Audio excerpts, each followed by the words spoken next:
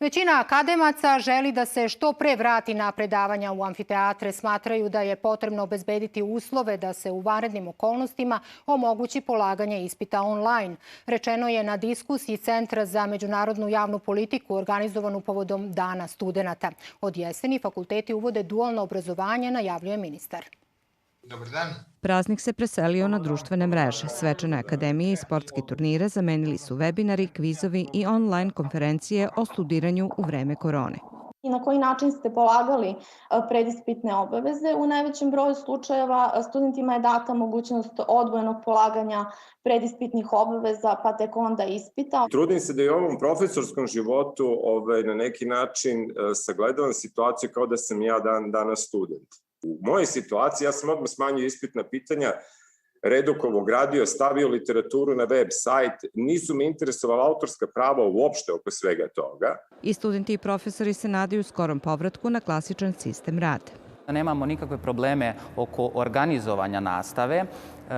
Jedini problem jeste stručne prakse koje u ovom periodu, u ovoj situaciji nisu izvodljive zbog svih epidemioloških mera koje kompanije sprovode.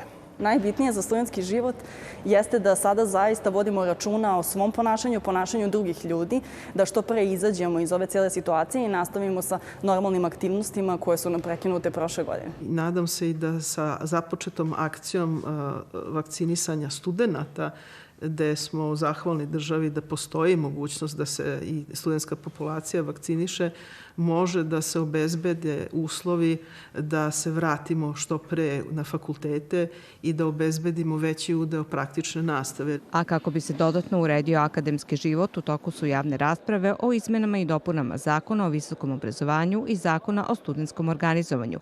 Od jeseni i fakulteti uvode dualno obrazovanje. Ono što dobijete kroz ovaj model jeste spremnost da se suočite sa svim radnim obavezama na poslu, jer poznajete proces i sistem rada, način i kanale komunikacije.